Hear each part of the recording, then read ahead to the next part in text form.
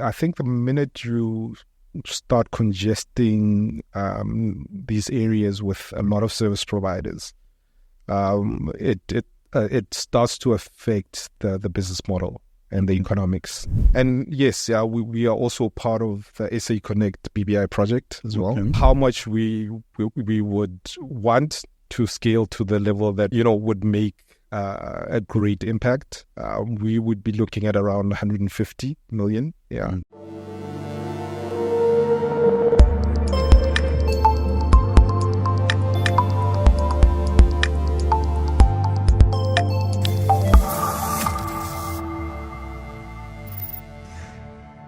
Welcome to another edition of ITWeb TV.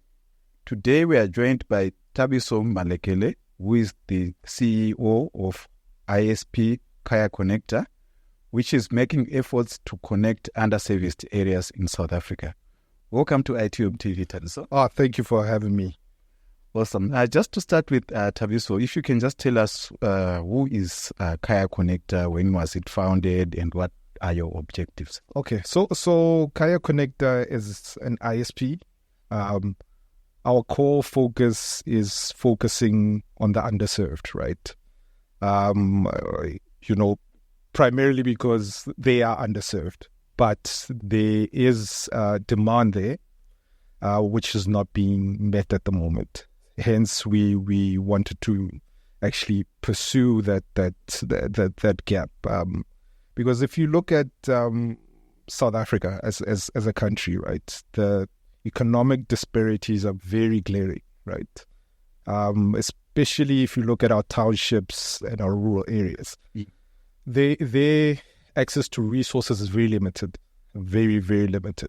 We are in the information age, right? Yes. And in this information age, connectivity is no longer like a nice to have. It's a necessity. Right.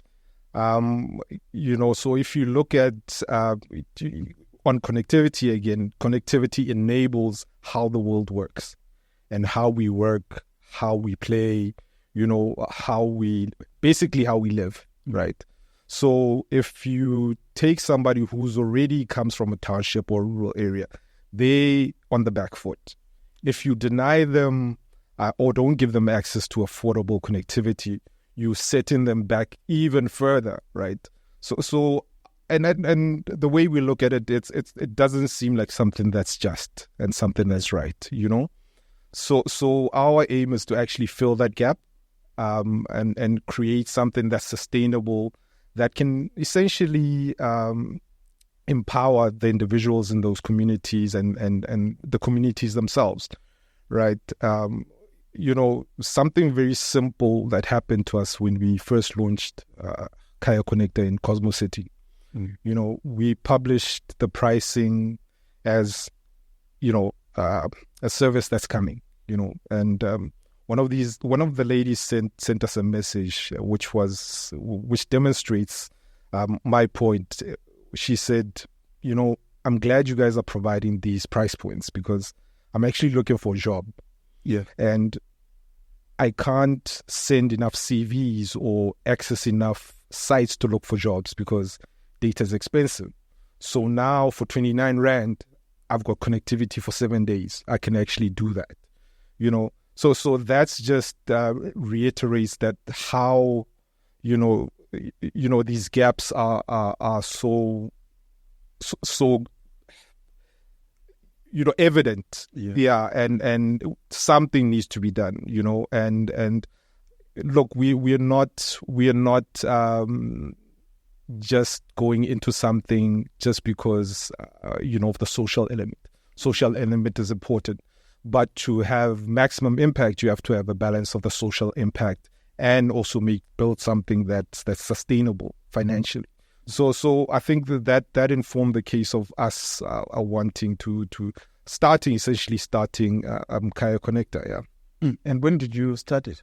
Not long ago. It was 2003 where we started it with my business partner Kagisho. We actually grew up in the same area.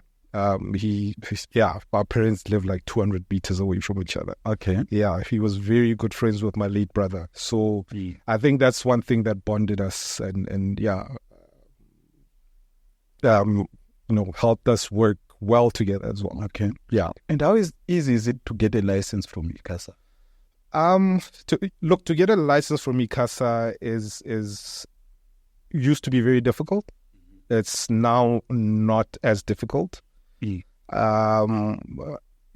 just the costs involved, right? Okay. So right now, ICASA only allows ISPs to apply for municipal licenses. So you apply for each and every municipality you want to operate in. Okay. And if you want to grow, that becomes quite costly, right? So in that sense, the ease of application is there. But if you want to scale, it becomes quite costly because national licenses, ICASA doesn't provide national licenses anymore. In order to buy a national license to operate nationally, I think in the market is about 2 million rand, if I'm not mistaken. Yeah, so you have to have somebody willing to sell their license if you want to access a national license. Yeah, that's a little bit expensive. No, it's extremely expensive. Extremely expensive. Yes. Thanks, Thabiso. Also, just to understand, like, what drew you to the ISP side of the business? Did you work for an ISP or a telco? Yeah, look, my story is a bit has its twists and turns, but my background is finance. That's what I studied. Through my career path, I ended up at Vodacom, and that Vodacom, I actually got there when they were starting fiber to the home, the department, and my boss at that time, he just approached me and he asked me if I'm interested in helping him start this department. To be honest, I, as a finance guy, didn't know much about this, but he is probably one of the most brilliant tech minds in SA. I had the pleasure of working with him. And from there, when you see something from nothing and you see it grow and you're involved from inception, you get to a stage where you understand it well enough to do it on your own. At some stage, I decided to leave Vodacom. Initially just building infrastructure for fiber to the home, and then ended up in Lesotho building fiber infrastructure there as well. When I came back, when I finished my projects there, that's when I sat down with Kagisho, and we he'd already registered the company with the intention of starting the ISP. Okay. And he brought me in to say he's starting this. Am I interested in joining him? Look, I think we share the same passion for connecting the underserved. We understand what lack of information and lack of access means to people who grow up and come from similar backgrounds that we come from in the township. So yeah. Interesting. As we were talking before this interview, I mentioned that I realized that there's Kaya Konekta when I visited the mechanic in Cosmos City. So when I was looking for a Wi-Fi connection, when I realized this Kaya Konekta that the mechanic is also using. And you mentioned earlier that you are in Cosmos City. Yes. If you can just tell us, besides Cosmos City, which areas are you also present in? Yeah, look, as every ISP, right? Our core function is wireless connected to underserved, right? That's where we own our infrastructure end to end and manage it, right? So in those areas, we in Bloemfontein, this week, if not next week, we are starting in Botshabelo. We've secured tower space. Everything is ready for us to go there. We're in Arlington, part in Free State. We're looking at expanding to REITs, which was also in the Free State. Yeah, so far that's where we are.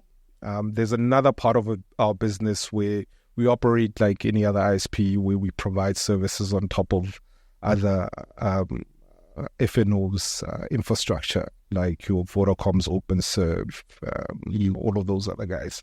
Yeah, because telco is a scale game, right? You need the numbers. So you need the numbers, you need the reach. And, you don't always have the capital to extend your reach. So you have to leverage off existing service providers to actually get you that reach. Great. So you're actually building your own infrastructure. Yes, we are. I believe it's quite capital intensive. Yes, no, look, it's very capital intensive. Yeah. So far, we've actually managed to get by with our own investments. Doing it out of pocket. Which is not easy, right? But it's something that we believe in. It's something that we really believe we can grow and make a difference in doing. And with that said, as much as we've spent money on our own money on the network, we're running out of runway. We are cognizant of the fact that we have to go out into the open market. That's something that we're busy with at the moment. Because in order to reach the scale that makes it economically viable and sustainable, you need those volumes. Yeah. And what kind of infrastructure are we talking about? Are you digging trenches? No. Look, we are doing mainly wireless, right? Okay. Doing fiber is very expensive.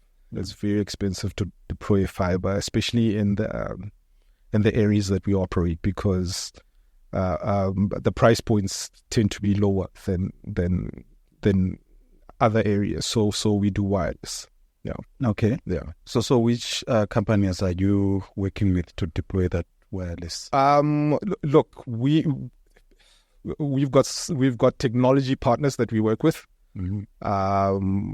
But in terms of working with other companies, it's basically either it's leasing space on a tower from your Vodacoms or MTN.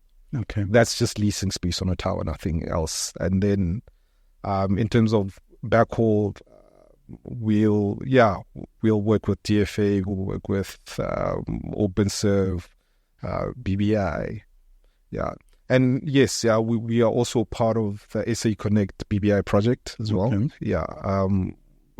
That's one of the initiatives that I think government has really our government has really put their best foot forward in introducing that. But of course, it doesn't come without its shortcomings. My view is that they should invest more. Okay. Simply because it's a scale game. It's a scale game. And if you really want to make it sustainable, you need to invest more and cover more. But in a way, I understand the budget limitations but it's something that I think they should relook and see how much more they can put into programs like this, because they really change the areas in which we deploy, right? Because with us, I don't know what other ISPs do. Where we deploy, we actually try get the locals involved, right? Upskill the local unemployed youth, especially. We speak with the counselors and they recommend, okay, these guys are the guys that you know can do the sort of work that you're looking for. And you get some guys that are, you know, they're sitting at home, they've got IT degrees, right? And you want to capacitate them so that, you know, once the infrastructure is up and live, you don't have to keep bringing people from, let's say, Johannesburg or somewhere else to maintain the network, right? So you create employment in that way, and sustainable employment in that way. Yeah, and also coupled with that, in these areas where we deploy, we've got our own reseller programs, right? Where you know, the resellers get commission from selling the vouchers. A lot of the guys in Cosmo, a lot of the resellers in Cosmo, you know, are able to actually make a decent living from what they get, you know, and it's also enables a lot of foot traffic for them, you know, foot traffic for them to actually increase what is being sold by them, because it's local spazas, local small shops, you know, and in working with these resellers, you know, we don't just take, you know, we try where we can uplift and help them as well, you know. With some of them, we've put like huge signboards that, you know, give their spazas more visibility, you know. Okay. It's a win-win because it's co-branded. It's branded with the spaza name and our logo. So that works very well. Yeah. Thanks, Thabiso. Also, just to find out, I don't know if you'll be able to answer this. How much have you invested so far, and probably for you to scale to the extent that you want? Like, how much? How much is the question? How much we've invested? Yeah. Look, our investment goes into the millions right now, okay. Right? I can't put specific figures to it, but yeah, it goes into the millions. How much we would want to scale to the level that, you know, would make a great impact. We would be looking at around 150 million. Yeah. Yeah. So if we can get to a point where we can raise that would be ideal. And obviously, you know, it's not all in one go. It's a phased approach depending on which areas we targeting first. And, you know, as we grow, as we finish those areas, move on to other areas. Yeah. And also looking at the township connectivity, I see a lot of companies like are also introducing like affordable internet products. For example, we once went to Alex, where Vuma launched something called Vuma Key, if I'm not mistaken. So it's like $100 a month. Then there's Fiber Time, Mandi, which is also offering, I think, R5 per day. It's just the competition in that space. Look, we are not operating in the same. We haven't operated in the same areas as them. So which is a good thing, because I think the minute you start congesting these areas with a lot of service providers, it starts to affect the business model and the economics. So with service providers, it's not ideal to actually duplicate infrastructure. You know, unless you're coming up with extremely different technology. Yeah. Okay. Thanks, Thabiso. I'm sorry. Just to add to that, right? And it's different technologies that the guys are using. Fiber Time is using fiber. Vumatel is using fiber as well. We are more wireless. Yeah. Okay. Yeah. Quite interesting. And it makes me think there's still like a big opportunity in those. No, definitely. Look, as much as I said that it's not a good idea to, I seem to be contradicting myself, but that it's not a good idea to duplicate infrastructure. But in Cosmos City, we found ourselves with an interesting mix, where there's fiber providers there, there's LTE, there's Rain is there. So there we find ourselves competing with all of these guys, right?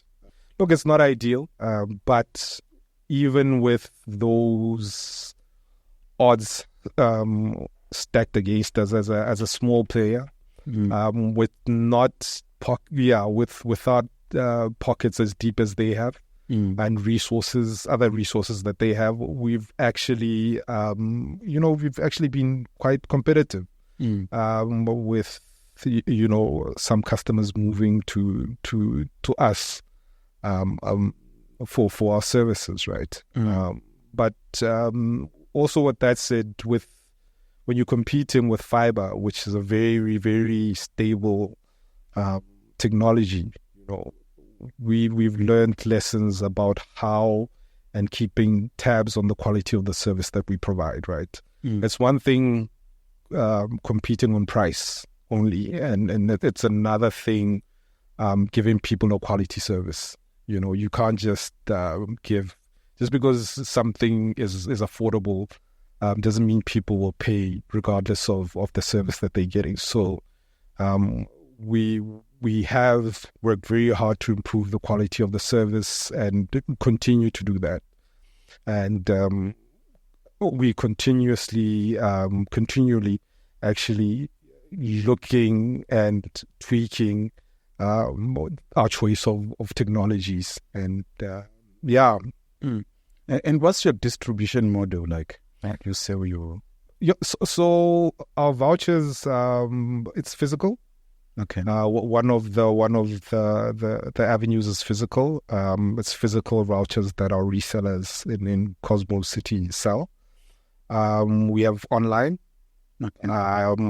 We have online, and we have guys that are around Cosmo, where you can just use your point of sale devices to actually do that. And as I alluded to, interview started, that we're looking to partnering with a fintech platform. Okay. That's gonna help take a lot of the cash-based transactions out of the ecosystem, but also at the same time allow the resellers to have more products to sell on that fintech platform, also generating more revenue for the resellers, which is a win-win, right? And that's in a nutshell our distribution avenues here. And how easy is it? I know you touched on it briefly now. I'm just impressed that it's a black-owned ISP, something that is quite rare to see. How easy is it to compete with those guys with big deep pockets, as you Look, it's not easy, right? It's definitely not easy. As much as I said, access to infrastructure is not, there are no barriers there, right? In accessing infrastructure, there are no or very limited barriers. But the flip side of that, even if you have access to that infrastructure, for example, backhaul, in order to get the best pricing, you have to make commitments of about 60 months, which is 5 years. Which can be a bit risky for us. The bigger guys can easily go into a 5-year agreed commitment and get charged less, and they can take up more, let's say, bandwidth or a bigger pipe, which means that they get further discounts. So your margin and their margin you'll struggle to compete, right? Once you get the volume part, we get the volumes, and once we get the capital to expand, that's when we can start looking at those sort of negotiation levers to bring our costs down. But even with that said, we still making relatively decent margins. But I can't stress enough that it's a numbers game, and we have to expand and expand quite substantially in order for us to be sustainable over the long run. Yeah. So, saying the good things that you are doing, connecting people, haven't the big guys come to you and try to buy you out? No, no. I don't think we're there yet. I don't think we're there yet. But yeah, I wouldn't write it off as something that won't happen. Yeah. And also, just to look at the ISP market as a whole, there's this upcoming deal between Massive and Vodacom, which was rejected by the Competition Commission. Now it's at the Competition Tribunal. The Competition Commission said it will lessen competition in the market. Do you think if this deal was to go through, how will it impact smaller ISPs like yourself?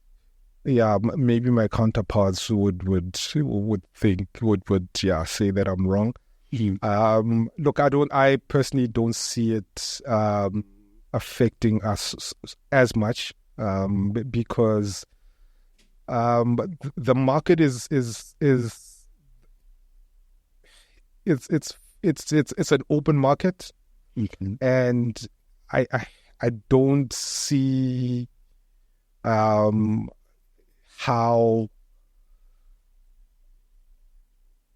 we I just don't see how we will be negatively impacted, right? Maybe the thinking is that on the FTTH front, when they consolidate, the cost that they give to each other, being under one umbrella, would be much less than everyone else, so their margins would be higher, and they would be able to in essence charge the end customer lower subscription rates. Okay. Yeah. So for us, because we're looking at a different market in its entirety, our core market is very different. I don't see it affecting us as it would other ISPs operating in other directly in your middle to upper class areas right now. Thanks, Thabiso. You also mentioned 29 Rand. We were talking about this lady in Cosmo City. Yes.